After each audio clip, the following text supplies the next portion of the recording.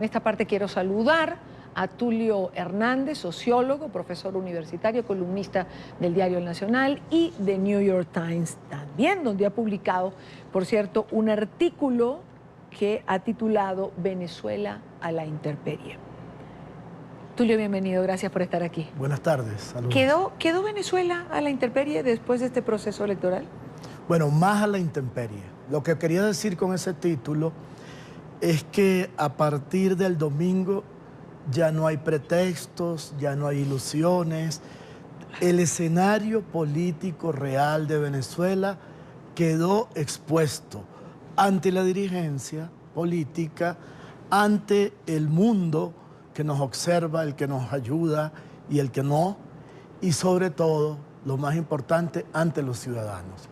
Ya no hay vuelta atrás, ya no hay engaño, ya no hay ilusiones. A eso me refería con el título. Ahora, en este mismo artículo yo subrayé algunas frases y me gustaría volver a esta, sobre todo después de lo que acabamos de escuchar que ocurrió en la Asamblea Nacional.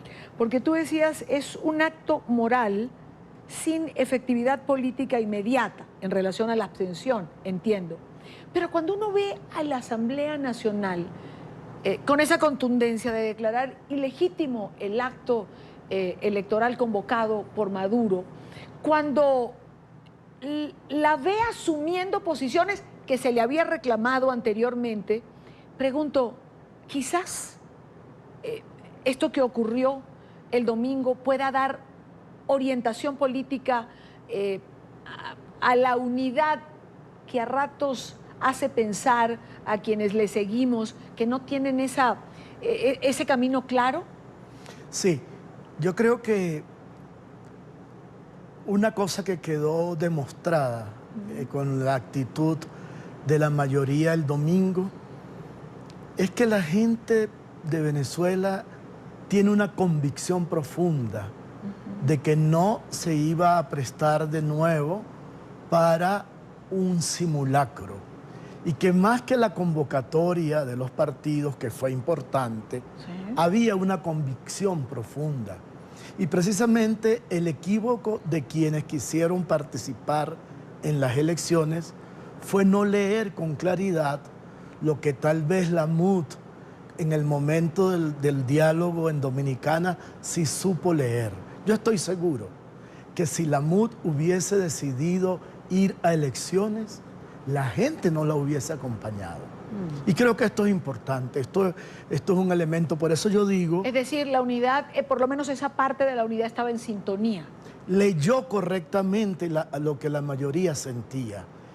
Y a veces la dirigencia tiene dos posibilidades: escuchar bien lo que está pensando la mayoría, o aun cuando la mayoría esté pensando algo, pero ese liderazgo está convencido de que es necesario determinada acción, hacerlo. Para eso es liderazgo. En esta oportunidad coincidieron la decisión de los líderes con la convicción que tenía la mayoría. Y cuando digo que es una respuesta moral, no la estoy subestimando.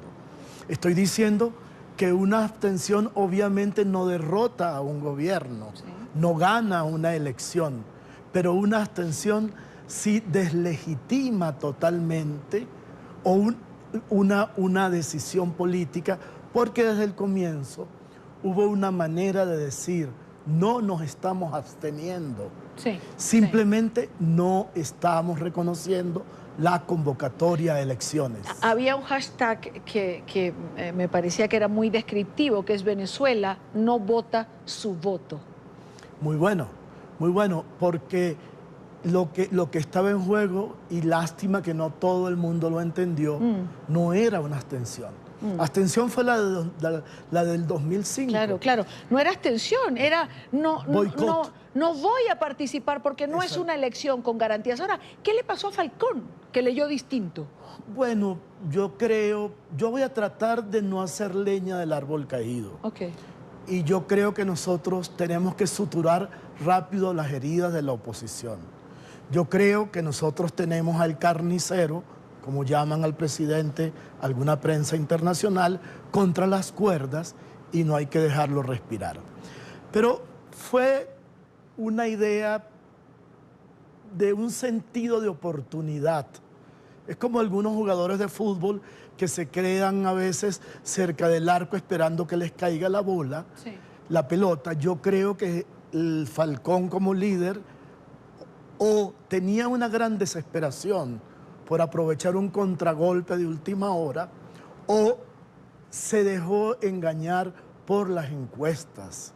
Y a veces las encuestas en situaciones muy críticas no miden la realidad, porque las propias personas, Sí. los propios ciudadanos venezolanos, había que leer las redes, hablar con la familia, leer los articulistas, tenían una gran duda.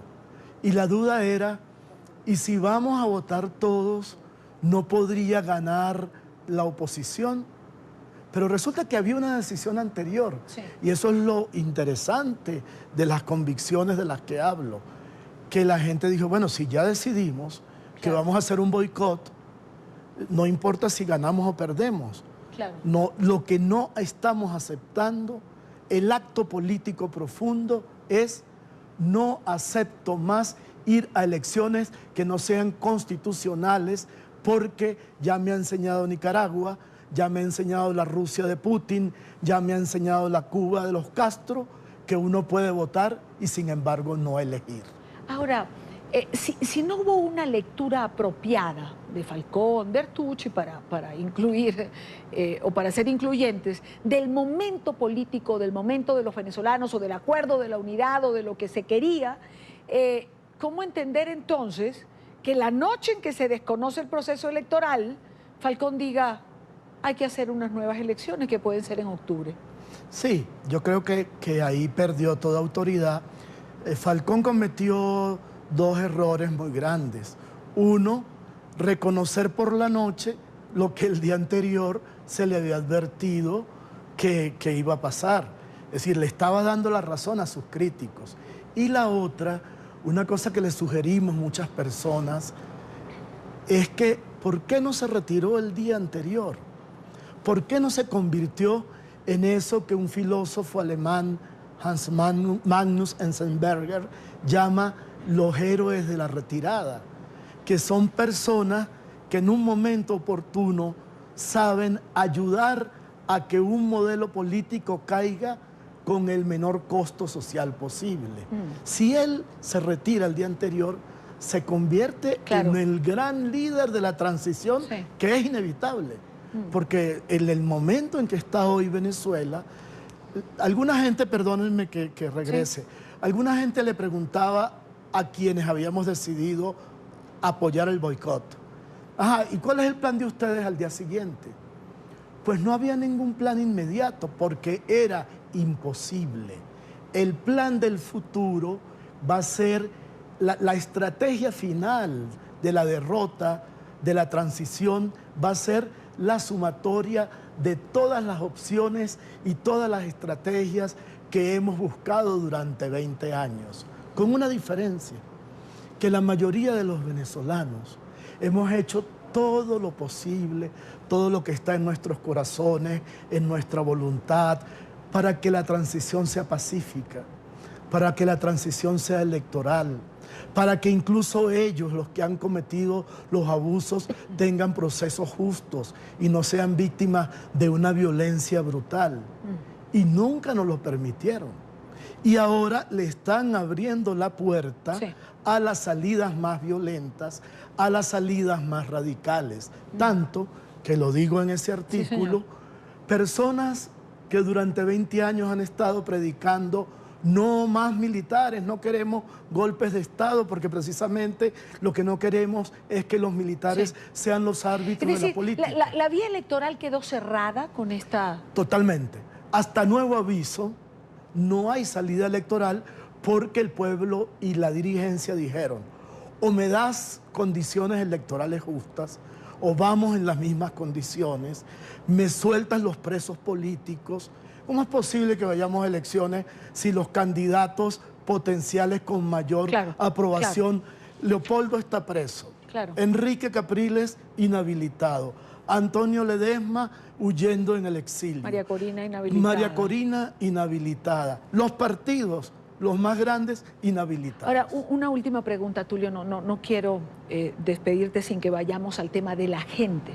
¿Qué hacer con la desesperanza, por un lado, que muchos sienten, y con la desesperación por el otro, que los obliga a buscar esas salidas que nos muestran esas imágenes de ese éxodo impresionante de venezolanos? ¿Cuál es la pregunta? ¿Qué hacer con eso? ¿Qué hacer con la desesperanza? ¿Y qué hacer con esa desesperación? Sí, con la desesperanza yo creo que este es el gran momento de actuación del liderazgo, reconstruyendo y señalando caminos. Y luego yo creo que hay que volver de nuevo a todas las formas de lucha posible. Hay que volver de nuevo a la calle, hay que volver a insistir en la presión internacional. Yo creo que lo que ha ocurrido en estos últimos días es la asfixia definitiva del gobierno. Que Estados Unidos esté tomando medidas que no son embargos, sino que son impedirle al gobierno venezolano que busque dinero y además que no malbarate, que no venda, que no ponga en riesgo las propiedades de PDVSA. Impedirle, por ejemplo, que no pueda resolver la grave crisis del mercado de hidrocarburos internos, porque ni siquiera va a haber gasolina dentro de muy poco.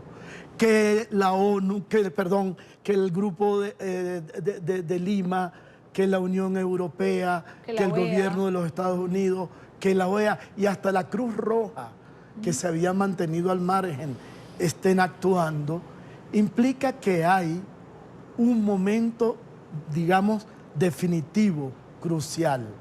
Y además pone en evidencia que este gobierno, me gustó mucho lo que dijo un diputado, es sádico, es perverso, que no pueda sentarse a negociar, que no piense en los muertos, en los enfermos, en los desesperados, en los hambrientos, que no piense en los venezolanos, sino en mantenerse finalmente en el poder, sí. Que no tenga ni un solo gesto de revisión del modelo económico, que no tenga ni una sola intención de abrir el canal humanitario para que lleguen medicinas, demuestra lo que está en el fondo de todo esto, que este es un grupo totalitario que no cree en lo fundamental de la democracia. Y lo fundamental de la democracia, además de lo electoral, además de la autonomía de poderes, es el reconocimiento de la alternancia como una condición esencial de las democracias. Si yo no creo que mis adversarios pueden gobernar, entonces esto no es democracia. Claro. Yo haré todo, hasta la eliminación física del adversario, como lo han hecho ellos, para que esa alternancia no se produzca. Por eso, a partir del domingo, es moralmente legítima cualquier opción por la que transitemos los venezolanos, que sobre todo la mayoría hemos dado muestras de que queríamos una salida institucional. De ahora en adelante es como si tú estás rodeado de criminales que te van a disparar y te van a matar, las leyes de todo el mundo te dan el derecho a la defensa propia. La acción política que comenzó el domingo tiene la legitimidad ética de la defensa propia. Yo creo que me voy a quedar con esa frase, ¿no? A partir del domingo, moralmente, cualquier opción es legítima. Creo que es una frase absolutamente convincente. Pero le agregaría algo, rapidito. Pero el deber de los demócratas es que cualquier acción que se haga termine siempre en la constitucionalidad y en el respeto a los otros, incluidos ellos, que merecen no persecuciones como la que ellos nos hicieron. Que merecen lo que ellos no han dado. Sino procesos judiciales, procesos penales, procesos políticos con el derecho a la legítima defensa. Tulio, como siempre, es un gusto inmenso tenerte con nosotros en el programa. Gracias.